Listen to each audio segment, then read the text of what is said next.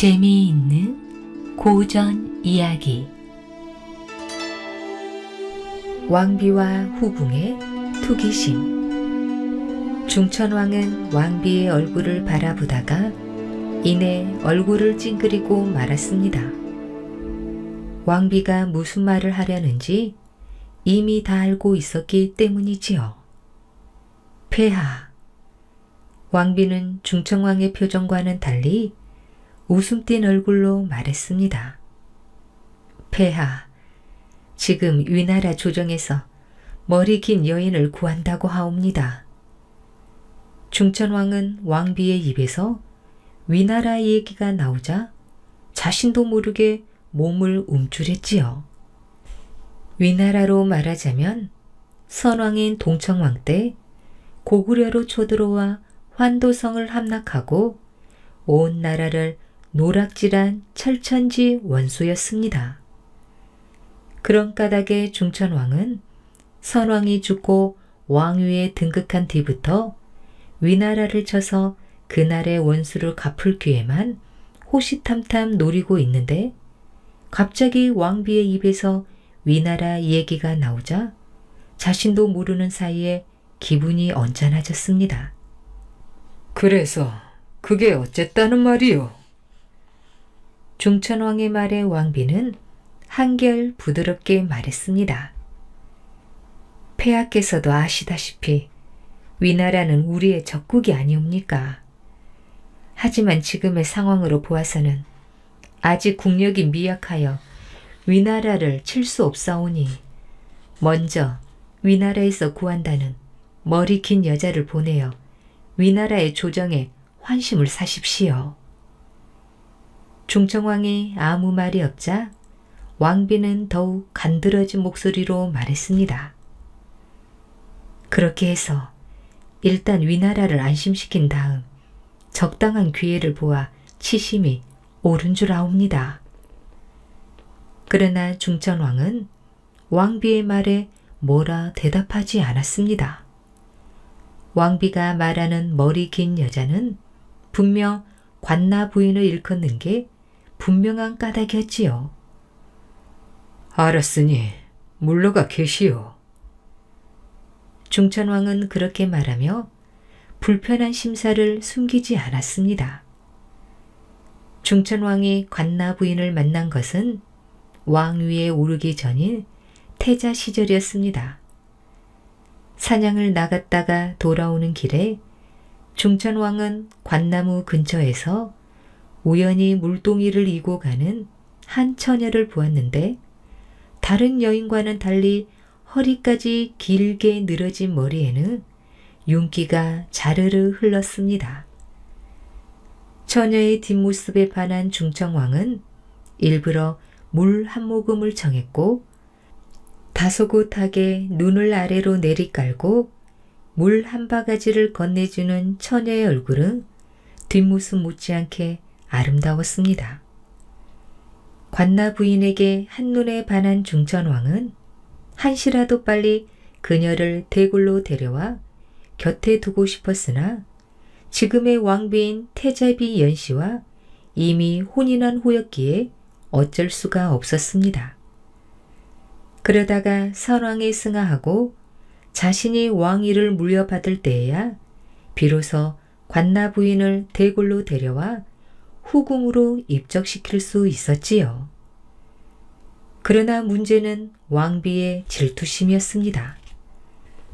관나 부인이 대궐에 들어오는 것을 쌍심지켜고 못마땅해왔던 왕비는 그녀가 들어오자 아예 불편한 심기를 노골적으로 드러냈지요. 오늘 중천왕을 찾아와 위나라에서 머리 긴 여자를 구한다는 말 또한 관나 부인을 위로 보내자는 말을 은근슬쩍 돌려서 한 것이었습니다. 관나 부인 또한 마찬가지였지요. 처음에는 왕비가 무슨 헌담을 해도 묵묵히 참아내는가 싶더니 여느 때부터 그녀의 입에서도 왕비를 헛듣는 말들이 하나둘 튀어나오기 시작했습니다. 중천왕은 두 여자 사이에서 갈팡질팡하는 자신의 모습이 우스꽝스러웠습니다.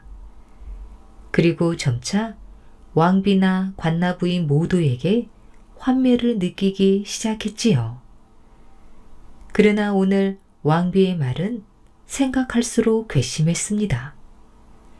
아무리 미워한다지만 그래도 왕이 아끼고 총애하는 후궁을 적국인 위나라로 보내자니 중천왕은 우라가 치밀고 만사가 귀찮아져서 곧바로 신하들을 대동하고 사냥길을 나섰지요. 사냥은 내리 사흘 동안 계속되었습니다. 산짐승을 향해 활을 쏘고 창을 날리며 중천왕은 조금씩 가슴이 후련해짐을 느꼈습니다. 그리고 밤이면 낮에 사냥한 짐승들을 불에 구워 신하들과 어울려 한바탕 술판을 벌이면서 왕비와 관나부인에 대한 미움과 원망을 달랬지요. 사흘째 되는 날 중천왕은 신하를 불러 엄명을 내렸습니다.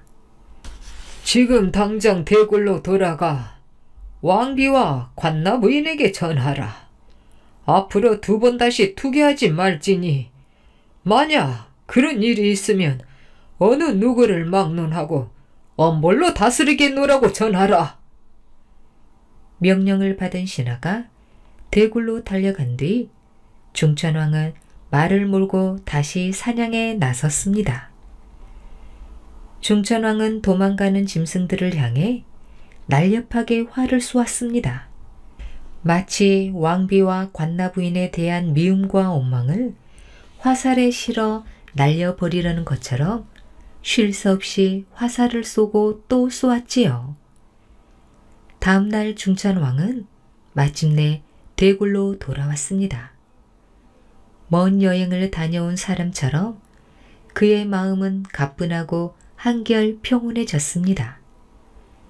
중천왕의 발길은 저절로 관나부인의 처소로 향했지요.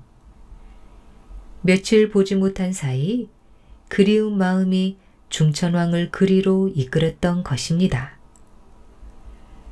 그녀가 무슨 잘못이 있겠는가? 이번 일도 다 왕비 때문에 생긴 게지. 생각이 거기까지 미치자 중천왕은 한편으로 관나부인이 치근하게 여겨져 발길을 재촉했습니다.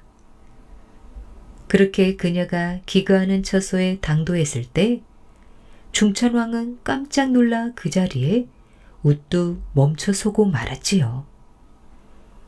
탐스럽고 긴 머리를 휘날리며 자신을 맞이할 줄 알았던 관나부인의 모습은 보기에도 끔찍할 정도로 달라져 있었습니다. 풀어헤쳐진 머리는 헝클어지고 옷은 아무렇게나 걸쳐 입고 있었습니다. 신발도 신지 않는 맨발에다 2 손에 커다란 가죽 부대를 들고 있었지요. 그 모습을 본 중천왕은 놀라 묻기부터 했습니다. 이게 도대체 무슨 일이냐? 관나부인은 중천왕 앞에 힘없이 쓰러지며 말했습니다. 폐하, 소녀를 집으로 돌려보내 주옵소서. 그게 무슨 말이냐? 중천왕의 말에 그녀는 서럽게 흐느끼며 대답했지요. 왕비 마마께서 허구한 날 소녀를 일러 시골 계집이라 전대하고 박대하니 어찌 이곳에서 폐하를 모시고 살아갈 수 있겠습니까? 차라리 소녀를 집으로 돌려보내어 단 하루라도 마음 편히 살아갈 수 있도록 은혜를 베풀어 주옵소서. 관나부인의 말을 들은 중천왕의 얼굴은 무참하게 일그러졌습니다. 사냥에서 돌아올 때 가뿐한 기분도 순식간에 사라지고 마음은 다시 예전처럼 천근만근이나 무거워졌지요.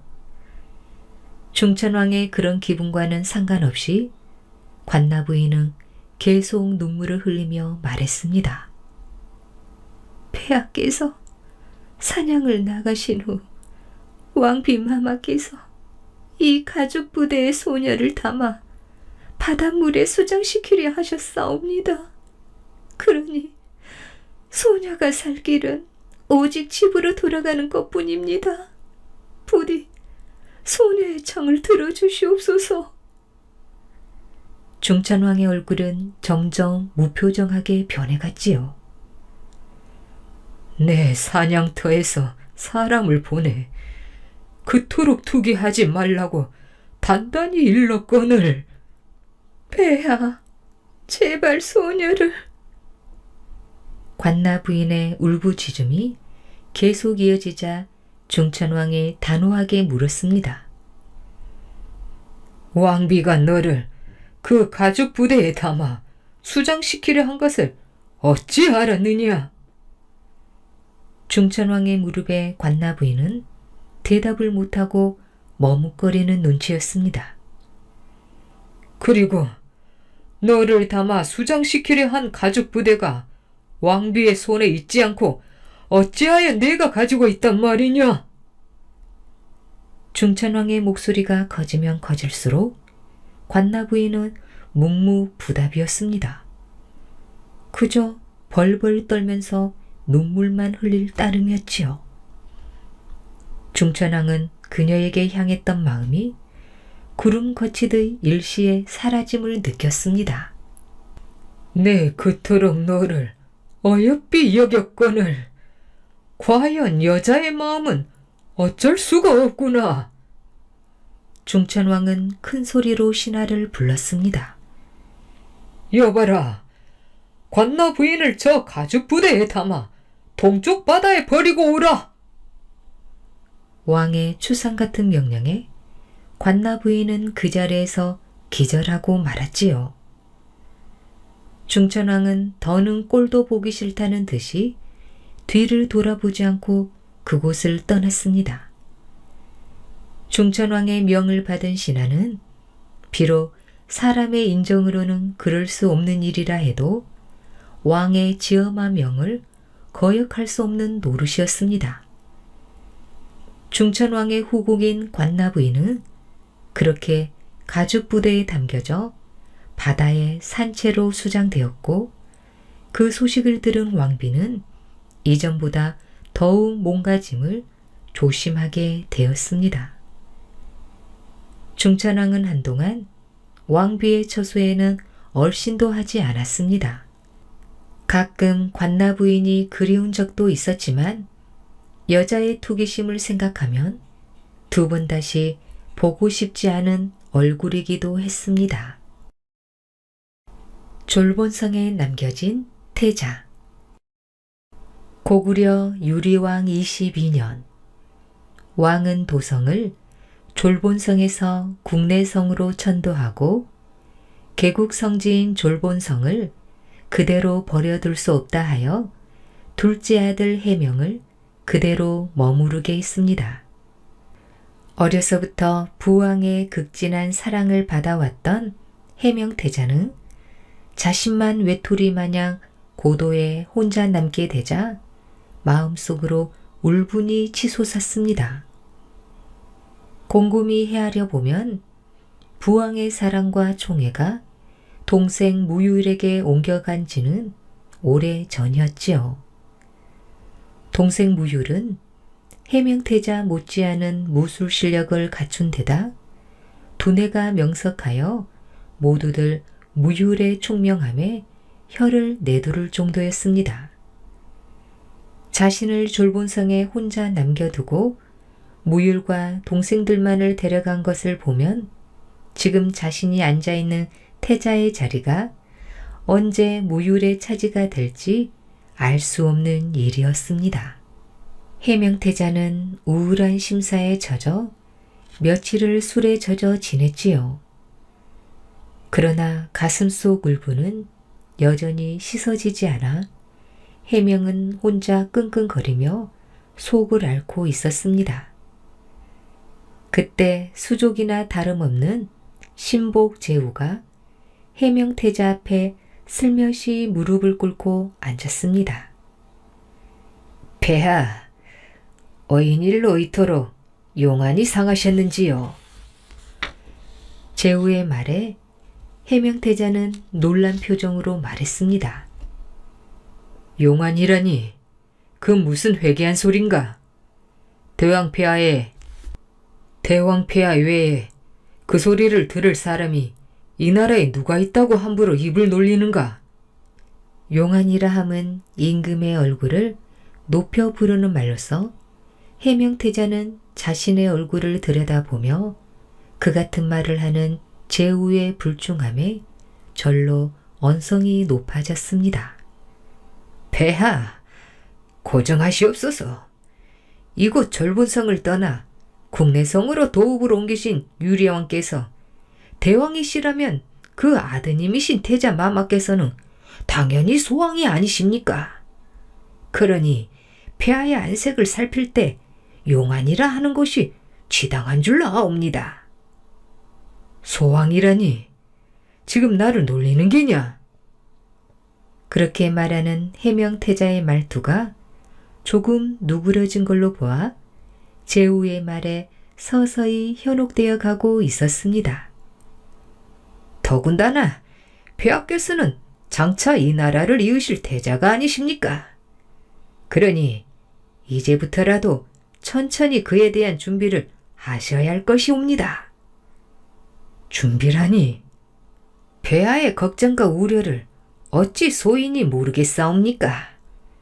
폐하께서 그 우려와 걱정에서 벗어나는 길은 이곳 절본성을 무율 왕자가 계신 국내성보다 더 강하게 만드는 것뿐이옵니다. 해명태자는 제후의 입에서 무율의 이름이 나오자 제후의 말에 완전히 현혹되었습니다. 그렇다면 어쩌면 좋겠느냐? 우선 군사를 늘리고 무기를 확충하는 일이 시급하다 할 것입니다. 그날부터 해명태자는 제후의 말대로 군사량을 증강하고 무기를 제조했습니다. 도성민들 사이에는 곧 전쟁이 날 것이라는 흉흉한 소문이 나돌았고 마침내 그 말은 유리왕의 귀에까지 들어갔지요. 어느 날 유리왕은 국조인 주몽 때부터 정사를 맡아온 협부를 불렀습니다. 들리는 소문에 의하면 졸본성에 있는 태자가 군사를 징집하고 무기를 제조하여 성 안의 백성들이 곧 전쟁이 날 것이라 하여 불안에 떨고 있다 하오. 소신도 그 소문을 듣고 폐하께 상의를 드리려던 참이었습니다. 공의 생각은 어떠하시오? 혹 태자가 무슨 일을 꾸미는 게 아닌지 심히 불안하구려. 폐하, 소신이 졸본성을 찾아가 직접 태자 마마를 뵙고 오겠습니다. 그리하도록 하오. 공이 직접 간다니 안심이 되구려. 협부는 해명태자를 졸본성에 그대로 머무르게 하자고 유리왕께 간한 장본인으로 졸본성에서 지금 일어나는 일이 그것과 무관하지 않을지도 모른다는 생각을 했습니다. 그는 다음 날 일찍 졸본성을 향해 길을 떠났습니다. 다른 신하도 아닌 노신협부가 직접 온다는 말을 듣고 해명태자는 은근히 걱정이 되었지요. 자칫 잘못했다간 자신의 본심이 드러날지도 모를 까닭이었습니다. 해명태자는 제후를 불러 사태를 의논했습니다. 제후는 밤늦도록 해명태자의 방에서 나올 줄을 몰랐습니다. 다만 소곤거리는 낮은 말소리 사이로 두 사람의 웃음소리만이 간간히 문 밖으로 새어 나왔지요. 졸본성에 당도한 협부는 우선 주위의 동정을 살폈습니다. 성안 곳곳에 군사들이 배치되어 있고 경비는 사뭇 삼엄하게 느껴졌지요. 협부는 해명태자를 아련하고 문안 인사를 올렸습니다. 해명태자는 협부의 인사를 받는 동안 슬픈 표정으로 한마디 말이 없었습니다. 이윽고 협부가 무릎을 꿇고 앉아 느닷없이 눈물을 흘리며 유리왕의 안부를 물었지요. 대왕폐하께서는 안녕하시오. 예, 폐하. 협부의 대답에 해명태자는 아예 흐느끼며 말을 잇지 못하다가 다시 물었습니다. 무율도 잘 있어. 예, 폐하. 협부는 해명태자가 눈물을 흘리는 모습을 바라보며 마음속으로 애처로운 생각이 들었습니다. 폐하, 눈물을 거두옵소서. 협부는 해명태자가 부왕을 그리워하고 동생을 생각하는 정이 사무쳐 눈물을 흘린다고 생각하니 그 마음이 갸륵하고 어여뻤습니다. 그러나 협부의 생각과는 달리 해명태자는 제후의 장꾀에 따라 연극을 하고 있었습니다. 그런 줄을 까맣게 모르는 협부는 그저 해명태자가 불쌍하다고만 여겨 자신이 졸본성에 온 까닭에 대해서는 한마디 말도 꺼내지 못했습니다. 그러나 해명태자의 연극은 그것으로 끝나지 않았습니다. 그날 저녁 협부를 위한 연회가 한창일 무렵 갑자기 도성 안에 북소리가 요란하더니 이어 요란한 말바굽 소리가 대고를 울렸습니다. 무슨 일이냐? 해명태자가 문 밖을 향해 큰 소리로 묻자 제후가 들어오더니 다급하게 아뢰었지요. 폐하, 큰일 났사옵니다. 지금 황룡구 군사들이 또 국경을 넘어왔사옵니다. 뭐라, 저런 죽일 놈들이 또... 해명태자의 말이 끝나기 무섭게 연회에 참석했던 신하들은 우르르 떼를 지어 밖으로 나갔지요. 해명태자는 놀라 서 있는 협부에게 말했습니다. 안심하고 자리에 앉으시구려. 요즘 들어 황룡구 군사들의 침입이 잦아 한시도 마음 편할 날이 없소. 그래서 내 그동안 새로이 군사를 징집하고 무기를 만들어 적의 침략에 대비하고 있으니 그리 크게 걱정하지 않아도 될 것이요. 폐하의 고생이 이만저만이 아니십니다. 협부는 해명태자가 든든하게 느껴졌습니다. 뿐만 아니라 소문이 사실이 아니라고 여기며 해명태자를 믿어 의심치 않았지요. 다음 날 협부는 국내성으로 돌아가 유리왕에게 자신이 보고 겪은 모든 일들을 상세하게 아뢰었습니다.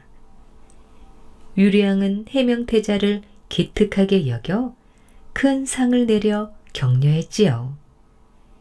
해명태자와 제후는 자신들의 속임수에 넘어간 협부를 비웃으며 이제는 아예 내놓고 군사력을 증강시키고 무기를 만들었습니다. 한편 졸본성의 기세가 갈수록 강해지자 불안감을 느낀 황룡궁의 국왕은 신하들과 나라의 앞일을 두고 근심에 잠겼지요. 졸본성의 위세가 갈수록 강해지니 장차 이를 어찌하면 좋단 말이오.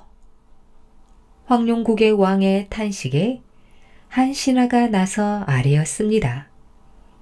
소신이 졸본성으로 가서 해명태자의 의종을 한번 떠보겠사옵니다. 그렇게 하는 것이 좋겠어. 황룡국 왕은 신하에게 왕실 대대로 내려온 후 보물인 큰 활을 건네 주었습니다. 국왕의 명을 받은 신하는 곧 졸본성으로 향했습니다. 졸본성에 도착한 황룡국의 신하는 성 곳곳에서 심상치 않은 기운을 느꼈지요. 건장한 남자들은 모두 전쟁터의 군사처럼 무장을 하고 있었고, 늙은이와 아녀자들은 성을 축조하고 무기를 만드느라 피짓땀을 흘리고 있었습니다. 해명태자를 아련한 황룡국 신하는 국왕의 예물인 활을 바치며 말했습니다. 태자마마, 소국의 왕께서 드리는 선물이옵니다. 해명태자는 황룡국에서 사람이 온다는 것을 알고 미리 제후와 대책을 마련해 놓았습니다. 강교한 제후는 황룡국을 쳐서 자신들의 힘을 한번 시험해 보자고 해명태자를 부추겼습니다. 이기면 해명태자의 명성이 드높아질 것이요. 만약 전세가 불리할 경우에는 국내성의 유리왕에게 원군을 요청하면 될 것이니 황룡국의 신하에게 겁을 줘서 되돌려 보내라고 감언이설을 늘어 놓았습니다. 해명태자는 대뜸 언성을 높였습니다. 감히 여기가 어느 안전이라고 이따위 불충한 짓거리를 하느냐? 내 나라의 왕이란 자가 내게 활을 보낸 속셈이 무엇이냐? 이까지 활로 나를 겁주려는 게냐? 해명태자는 두 손으로 활을 들어 뚝 하고 부러뜨렸습니다. 그 모습을 본 황룡국의 신하는 두려움에 벌벌 떨며 서둘러 되돌아갔지요. 신하에게서 졸본성에서 이 일을 낱낱이 고해들은 황룡국 왕의 얼굴에는 당황하는 빛이 여력했습니다. 폐하! 나이가 지긋한 노신이 국왕 앞에 나서 아뢰었습니다. 해명태자를 저다로 두었다가는 장차 어떤 화를 입을지 예측할 수 없사옵니다. 그렇다고 우리가 나서 해명태자를 상대하기는 어렵사오니 해명태자의 방자함을 부왕인 유리왕에게 알려 부자지간이 해결토록 하는 것이 좋을 것이옵니다. 황룡국의 국왕은 신하의 말을 받아들여 국내성으로 사신을 보내 유리왕에게 그간의 일들을 모두 아뢰었습니다. 처음에는 황룡국 신하의 말을 고지 듣지 않던 유리왕은 해명태자를 시험해 볼 요량으로 3명의 신하를 각기 다른 날에 졸본성으로 보내어 황룡국 사신의 말의 진위 여부를 염탐해 보았습니다. 그러나 모든 것은 사실이었습니다. 유리왕은 대노하여 자신의 보검을 황룡국 사신에게 주며 해명태자를 죽이라고 명했습니다. 황룡국 사신은 보검을 가지고 부랴부랴 자신의 나라로 돌아와 왕을 아련하고 유리왕의 명을 전했지요. 황룡국의 국왕은 이번에도 입장이 난처하게 되었습니다.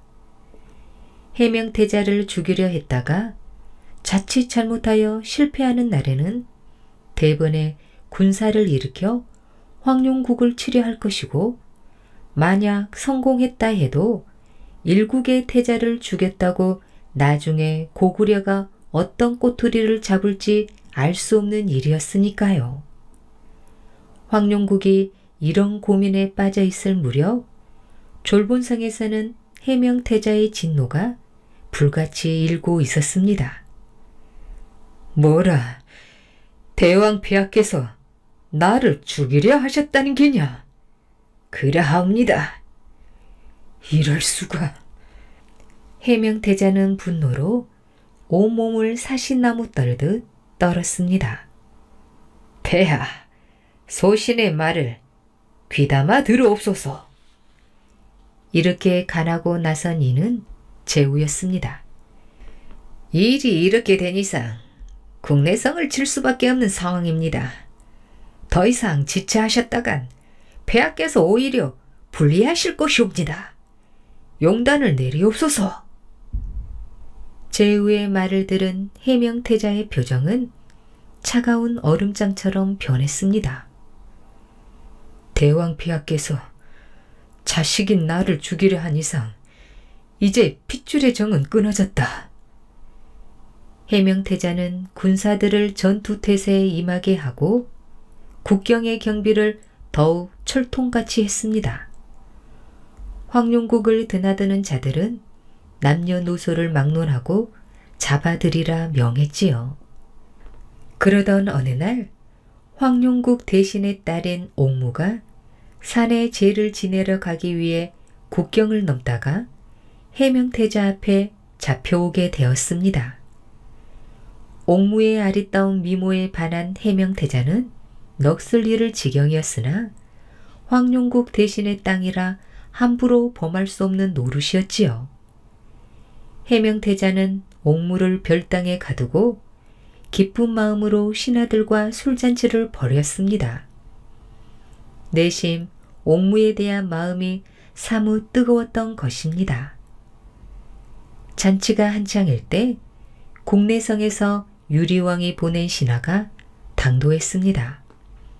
신하는 유리왕의 어명이 적힌 칙서를 해명태자 앞에서 큰 소리로 읽었지요.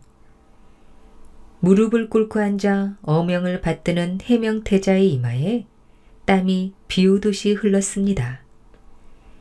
읽고 유리왕의 칙서가 끝나자 해명태자는 자리에서 일어나 국내성이 있는 곳을 향해 큰 절을 올렸습니다. 말을 대령하라. 해명태자의 말에 군사들 중 한 명이 태자의 말을 끌고 왔습니다. 말 위에 탄 해명태자는 창을 휘두르며 말을 달렸지요. 그러기를 몇 번 해명태자는 어느 순간 땅에 창을 거꾸로 꽂더니 말을 달리다 순식간에 그 창 위로 몸을 날렸습니다. 해명태자의 나이 꽃다운 21살이었지요. 유리왕이 내린 직서에는 해명태자 스스로 목숨을 끊으라 적혀 있었던 것입니다. 역사의 준엄한 판단 앞에 이미 혈육의 정이란 거추장스러운 걸림돌에 불과했지요. 남한산성 이야기 진실을 알리는 바위. 조선 제16대 왕 인조 때의 일입니다. 임금은 남한산성이 자꾸 허물어져 가는 것이 걱정이었습니다. 남한산성은 수도 한양을 지키는 무척 중요한 산성이기 때문이지요. 오래전에 흙을 쌓아 만든 산성이라 잦은 전쟁으로 성벽 군데군데가 주저앉았습니다. 임금은 장군 중에서 으뜸인 이서 장군을 남한산성으로 보냈습니다. 성벽을 따라 따스한 봄 햇살이 비추고 해팔 사이로 풀싹들이 삐죽삐죽 고개를 내밀 때였지요. 바람에 펄럭이는 깃발을 높이 쳐든 병사들이 남한산 마루에 줄지어 서 있었습니다. 병사들 무리 앞으로 붉은색 갑옷과 투구를 갖춰 입은 장군 한 명이 말에서 내리더니 성큼성큼 걸어서 성벽 이곳저곳을 둘러봤습니다. 그 뒤를 꼼꼼하고 철저하다고 소문난 이회 장군과 많은 스님들의 존경을 받는 벼감 대사가 따랐습니다. 외적의 진입을 가장 잘 막아낼 수 있는 모양새를 갖추고 있군. 이서 장군이 입을 열었습니다. 이서 장군은 오랜 전쟁의 경험으로 남한산성을 한눈에 알아봤지요. 칼로 도려낸 듯 가파른 산세가 적들이 쉽게 기어오를 수 없는 곳입니다. 이회 장군이 맞장구를 쳤습니다. 이서 장군을 도와 전쟁터를 함께 누빈 이회 장군은 누구보다 그의 뜻을 잘 헤아리는 사람이었습니다. 성 안으로는 넓은 밭이 있고 물이 풍부하여 장기전에 대비하기 좋은 곳이지요. 승복이 멋스럽게 어울리는 벼감 대사도 한마디 거들었지요. 성곽의 길이가 어른 걸음으로 한나절은 좋게 걸리는 길이요. 이곳을 돌로 다시 쌓는 일은 결코 만만한 일이 아닐 것이요. 이선 장군은 의미 있는 눈길로 두 사람을 바라보며 말을 이었습니다. 쉽지 않은 일이기에 두 사람에게 이 일을 맡기기로 결정했소. 나라를 지키는 튼튼한 성을 쌓아주리라 믿소. 이서 장군의 말이 끝나자 산마루에서 차가운 바람이 세차게 불어와 세 사람 사이를 휘돌아 나갔습니다. 남한산성을 반으로 나누어 동남쪽 성벽은 이회 장군이 맡고 북서쪽 성벽은 벼감 대사가 맡았습니다. 해도 채 뜨지 않는 이른 새벽이었습니다. 이회 장군은 벌써 산에 오를 채비를 마쳤지요. 산성을 오르기에는 너무 이른 시간입니다. 부인 송씨가 조심스럽게 입을 열었지요. 책임을 맡은 자가 게으름을 피우면 따라오는 사람들도 게으름을 피우기 마련이요. 또한 성을 쌓는 일은 나라를 지키는 일이나 마찬가지 아니요. 어제 늦도록 일하시느라 잠도 제대로 못 주무셨잖아요. 건강을 해치실까 걱정이 됩니다. 임금님께서 나를 믿고 맡기신 일이요. 이 한 몸 바칠 각오로 해야 되지 않겠소. 누구보다 남편을 잘 아는 부인은 더 이상 말을 잇지 않았습니다. 그저 조용히 남편의 옷매무새를 가다듬어 주었습니다. 장군은 산성에 다다르자마자 신하들을 불러 모았지요. 장군이 새벽 햇살을 받으며 우렁찬 목소리로 말했습니다. 먼저 성벽 주변의 나무들부터 모두 베어라. 장군의 명령을 이상하게 여긴 신하 한 명이 나서서 물었지요. 장군님, 나무를 베어내는 일은 시간이 많이 걸리는 일입니다. 그냥 성벽부터 쌓아 올려야 하지 않을까요? 나무는 자랄수록 뿌리가 깊어지고 멀리 퍼져 시간이 갈수록 성벽을 약하게 만든다. 그러니 나무를 베어내고 땅을 다져야 아무리 세월이 흘러도 무너지지 않는 튼튼한 성벽이 될 것이다. 이회 장군은 강한 목소리로 신하들에게 일렀습니다. 일꾼들은 장군의 명령에 따라 나무를 베기 시작했습니다. 산비탈에서 아름드리 나무를 베어내는 일은 쉽지 않았지요. 퍽퍽 도끼질 소리가 산성에 울려 퍼졌습니다. 쓰러진 나무를 톱으로 자라 옮기기를 반복했지요. 사람들은 영차 영차 외치며 힘을 모아 일했습니다.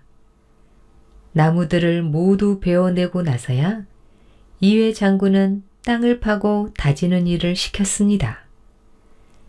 일꾼 가운데 반은 한쪽에서 땅을 파고 다졌고 나머지 반은 다른 한쪽 돌을 다듬고 깎는 일에 여념이 없었지요. 북서쪽 성벽을 맡은 벼감 대사는 전국에서 스님들을 불러 모았습니다. 전국 사찰의 소식은 보냈느냐? 일손이 부족하다. 벼감 대사는 작은 눈을 크게 빛내며 물었습니다. 밤새도록 달려온 스님들이 지금 개원사에 모두 모여 있습니다. 계속해서 스님들을 불러 모아라. 우리가 동남쪽 성보다 먼저 일을 끝내야 한다. 벼감 대사는 욕심이 많았습니다. 일을 먼저 끝내고 임금에게 칭찬을 받고 싶었지요. 땅을 다지는 일이 먼저이긴 하나 돌을 쌓아 올리는 일도 중요하다. 돌을 깎고 다듬는 일에 온 힘을 기울여라. 대사의 쩌렁쩌렁한 목소리에 스님들은 긴장했습니다. 서너 명의 스님은 옆에서 목탁을 치며 일하는 스님들을 응원했습니다. 대사님, 이회 장군은 돌을 쌓지 않고 나무만 열심히 베어낸다고 합니다. 그래, 나무를 베어낸다고. 그렇습니다. 성곽 주변에 우려된 나무들을 다 베어내야 땅을 다진다고 합니다. 그런 쓸데없는 일로 시간을 낭비하다니. 잘 되었다. 우리가 하루라도 먼저 공사를 마쳐야 한다. 대사는 입가에 야릇한 미소를 지으며 말했습니다. 네, 알겠습니다. 우리는 벌써 돌을 쌓아 올리고 있습니다. 북서쪽 성벽은 하루가 다르게 성곽 모양을 갖춰갔습니다. 이회 장군은 날마다 새벽 이슬이 채 마르기도 전에 산성 맨 꼭대기에 수어 장대에 올랐습니다. 하루도 빠짐없이 일꾼들보다 먼저 나와서 공사장 주변을 살폈지요. 돌 하나라도 함부로 다루어서는 안 된다. 돌과 돌을 잇는 이음새가 무엇보다 중요하다. 이음새가 뒤틀리면 성벽이 쉽게 허물어진다. 장군은 돌 다듬는 기술자들에게 낱낱이 자세하게 일렀지요. 돌을 누구보다 잘 아는 기술자들도 장군의 섬세함에 혀를 내둘렀습니다. 옥수수 알 모양으로 깎고 다듬도록 해라. 알겠느냐? 어떤 이유여서입니까? 장군의 명령에 병사 한 명이 물었지요. 내가 옥수수를 한 번도 안 먹어본 모양이구나. 병사들은 멋쩍게 웃으며 뒷머리를 극적였지요. 옥수수 알들이 딱 맞물려 있는 매끈함을 잊지 마라. 그렇게 매끈한 성벽이어야만 적들이 기어오르지 못할 것이다. 알겠느냐? 일꾼들은 탄성을 지르며 고개를 끄덕였습니다. 그리고 자신들보다 더 열심히 일하는 장군을 보며 그 어느 때보다 공들여 일했지요. 그뿐만이 아니었습니다. 이것이 무엇이냐? 이쪽과 저쪽에 총구 간격이 서로 다르지 않느냐? 허물고 다시 쌓아라. 조금이라도 잘못된 곳이 발견되면 그 자리에서 허물고 다시 쌓으라고 명령했습니다. 장군이, 공사기간이 자꾸 길어집니다. 이렇게 일을 하다가는 정해진 기간에 끝낼 수가 없습니다. 장군이, 북서쪽 성벽은 하루가 다르게 올라가고 있다고 합니다. 어쩌려고 이러십니까? 나는 맡은 일에 최선을 다할 뿐이다. 성 쌓기 시합을 하고 있는 것이 아니란 말이다. 장군은 단호한 목소리로 말했습니다. 잘못된 것을 지금 바로 잡지 않으면 전쟁 때 적군에게 당하고 말 것이다. 이것을 당장 허물고 다시 맞추어 쌓아라. 장군은 뜻을 굽히지 않았습니다. 성벽 쌓는 일은 자꾸 더뎌지기만 했지요. 공사기간이 늘어날수록 나라에서 내려준 공사비도 바닥이 났습니다. 그날 밤 이해 장군은 밤새도록 잠을 이루지 못한 채 뒤척였습니다. 무슨 걱정거리라도 있으세요? 옆에서 함께 잠을 이루지 못하던 송씨 부인이 조심스레 물었습니다. 아무것도 아니요. 장군은 쉽사리 입을 열지 못했습니다. 부인 송씨는 장군의 마음을 읽는 듯 말했지요. 제가 비록 여자의 몸이지만 나라를 위한 일이라면 저도 돕고 싶습니다. 부인의 진심을 잃은 이회 장군은 어렵게 말을 이었습니다. 아무리 세월이 흘러도 흐트러짐 없는 튼튼한 성을 쌓고 싶소. 그런데 나라에서 준 공사비로는 감당이 안 되는구려. 그랬군요. 그렇다면 제가 나서 보겠습니다. 장군은 부인을 뚫어지게 바라봤지요. 나라를 구하는 일에 백성들이 한마음 한뜻으로 힘을 보태는 건 당연하지요. 제가 내일부터 전국을 돌면서 공사비를 모아오겠습니다. 이회 장군은 부인을 말릴 수 없었습니다.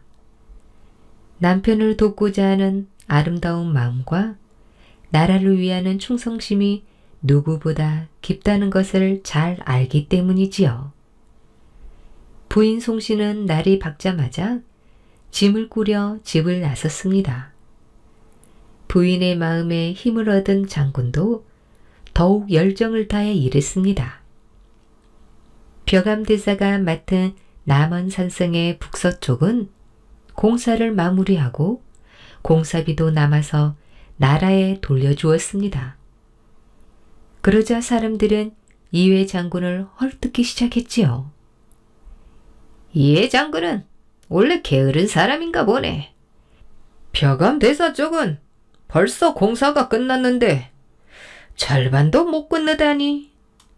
소문에는 말이야, 그 술과 여자를 좋아해서 공사비를 흥청망청 써버려서 그렇다는구먼. 사람들은 말에 말을 보탰습니다. 장군이라는 자가 나란 일을 하는데 그래서야 되겠어.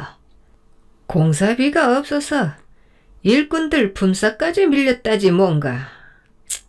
아주 몹쓸 사람이구먼. 자세히 알지도 못하는 이들은 더욱 큰 소리로 떠들어댔습니다.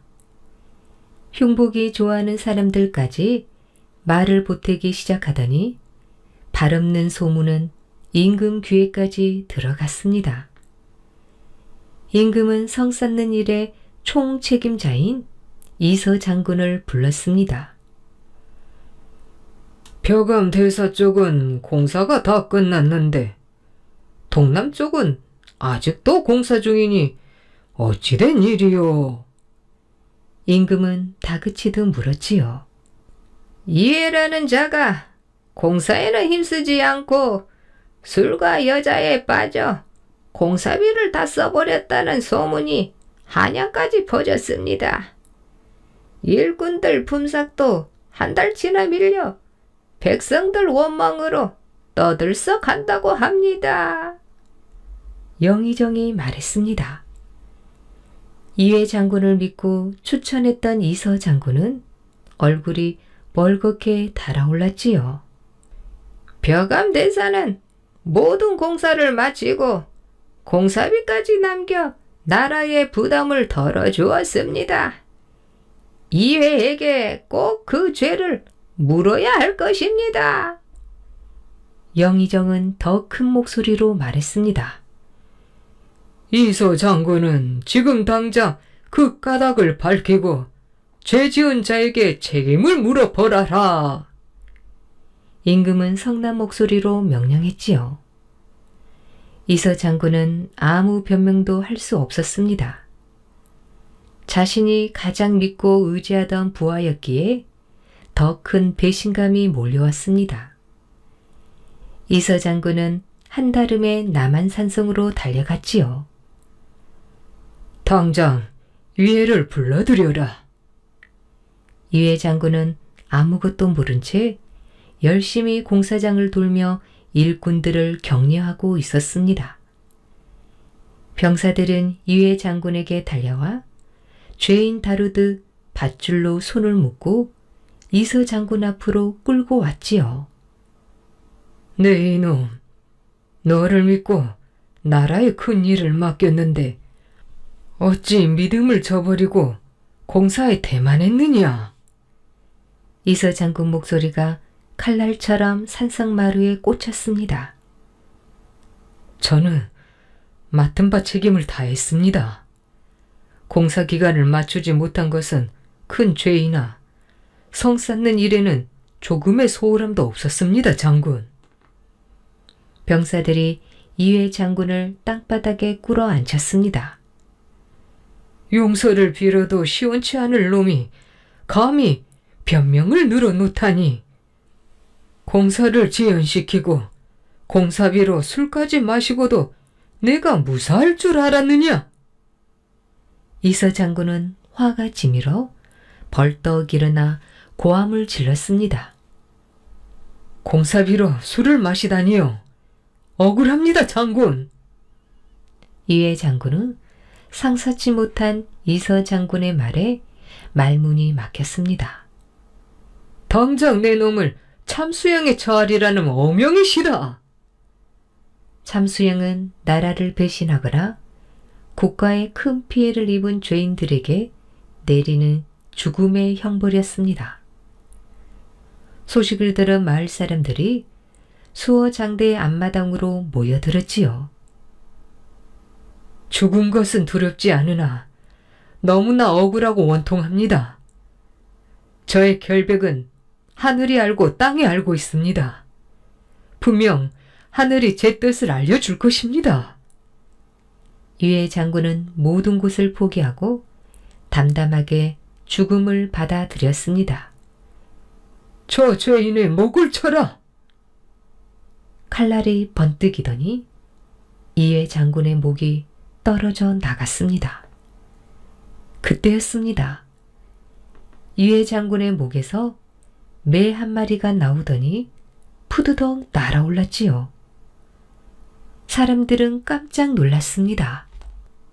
매는 쓰러진 이회 장군의 몸을 몇 번이나 빙빙 돌더니 수어장대 지붕 위를 크게 돌아 날았습니다.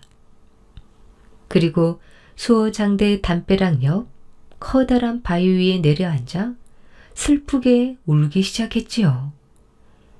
사람들은 신기하고 놀라워 매가 앉은 바위로 다가갔습니다. 사람들이 손을 뻗어 매를 잡으려 하자 매는 어디론가 사라졌습니다. 그리고 매가 앉았던 자리에 매 발자국이 또렷이 남았습니다. 괴이한 일일세. 어찌 죽은 사람 몸에서 새가 나온단 말인가. 그것도 매가 말이야. 누군가 입을 열었습니다. 그냥 매가 아닌 게지. 딱딱한 바위에 저리 선명하게 발자국을 남기는 매가 세상에 어디 있나. 하늘이 이해 장군의 결백을 보이려고 보낸 매가 아니겠습니까? 사람들은 저마다 한마디씩 했습니다. 이해 장군은 억울하게 죽은 게 틀림없습니다. 세상에 이 일을 어찌하면 좋겠습니까? 그 시각 이회 장군의 부인 송씨는 송파나루에 다다랐습니다. 전국 방방곳곳을 돌며 쌀과 돈을 모아 돌아오는 길이었지요. 송파나루에 배를 대고 짐을 내린 부인 송씨는 남편이 있는 남한산성 쪽을 바라보았습니다. 북쪽 하늘에서 먹구름이 떼지어 산성을 에워싸는 것이 보였지요. 소나기라도 퍼부으려나? 많이 장군님께서 종이 숨이 턱에 차도록 달려와서는 말을 잇지 못했습니다. 어서 말하지 않고 뭐 하느냐? 불안한 마음에 송씨 부인이 다그쳐 물었습니다. 종은 엎드려 울면서 이회 장군의 죽음을 알렸지요. 장군님께서 무고한 누명을 쓰고 지금 산성에서 참수형을 당하셨습니다. 송씨 부인은 놀라 기절하고 말았습니다. 정신을 차린 부인은 한참을 울부짖었습니다. 목 놓아 울던 부인이 뭔가를 결심한 듯 자신이 모아온 쌀가마니를 모두 강물에 던져버렸지요. 그러고는 시퍼런 강물에 몸을 던졌습니다. 부인 송씨마저 그렇게 죽어버리자 소식은 빠르게 궁궐에까지 닿았고 이서 장군은 다시 조사를 시작했습니다. 한양에서 이름난 기술자들을 불러 모아 산성 공사 현장 전체를 차근차근 꼼꼼하게 살폈지요. 동남쪽은 성의 안과 밖이 모두 튼튼하고 빈틈이 하나 없습니다. 북서쪽에 비해 땅도 더 깊이 다져졌습니다. 또한 가파른 산세를 이용하여 더 높이 성벽을 올려 적들이 감히 올라올 수 없게 만들었습니다. 조사를 마친 기술자들은 입을 모아 이해 장군을 칭찬했습니다. 이 정도로 견고하게 공사를 하려면 많은 시간과 공사비가 필요했을 것입니다. 이서 장군은 이 사실을 임금에게 알렸습니다. 임금은 물론 나란 일을 맡아 하는 많은 대신들이 이회 장군의 죽음을 안타까워했지요.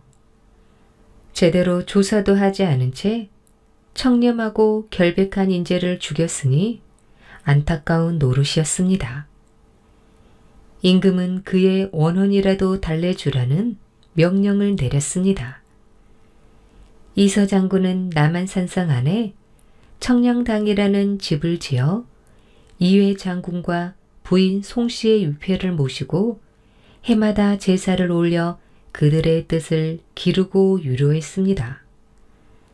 또 사람들은 수어장대 앞마당에 매가 앉았던 바위를 매바위라고 이름 짓고 바위를 볼 때마다 이회 장군의 결백함을 기억했습니다.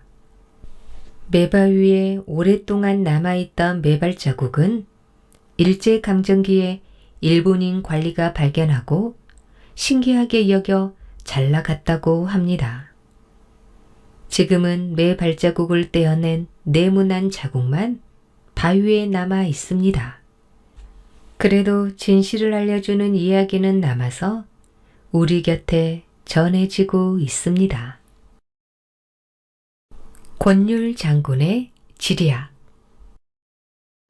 화성이 있는 수원에서 조금 떨어진 오산에는 독산이라는 산이 있습니다. 독산은 나무가 없어 헐벗은 산이라는 뜻이지요. 독산 꼭대기에는 산성이 자리 잡고 있었는데 지금은 산성의 대략적인 모습을 짐작할 수 있도록 복원되어 있습니다. 산성의 웅장한 모습을 상상하며 성곽을 따라 가다 보면 이곳에서 전해지는 재미있는 이야기가 떠오른답니다. 임진왜란 때의 일이었습니다. 전라도 순변사였던 권율 장군은 왜군에게 빼앗긴 수도를 되찾기 위해 병사들과 함께 한양으로 떠났습니다. 수원에 도착한 장군은 병사들을 독산으로 이끌었지요. 독산은 낭떠러지와 뾰족하고 높은 바위로 둘러싸여 있었습니다. 이 성 안에는 샘터가 없다. 남아있는 물도 부족하니 아껴서 먹도록 해라. 병사들은 얼마 남지 않은 식량으로 죽을 써 나눠 먹었습니다. 그러던 어느 날이었지요. 장군! 큰일 났습니다. 왜군이 바로 코앞에 진을 치고 있습니다. 병사의 말에 권율 장군은 벌떡 일어나 성곽휘로 갔습니다. 왜군이 분명했지요. 100명도 안 되는 것 같군. 저들도 섣불리 공격하지는 못할 걸세. 장군은 병사들을 안심시키고 말을 이었습니다. 우리도 많이 지쳐 있어서 이긴다는 확신이 없다. 지금 싸우면 양쪽 다 병사들만 죽어 나갈 뿐이지.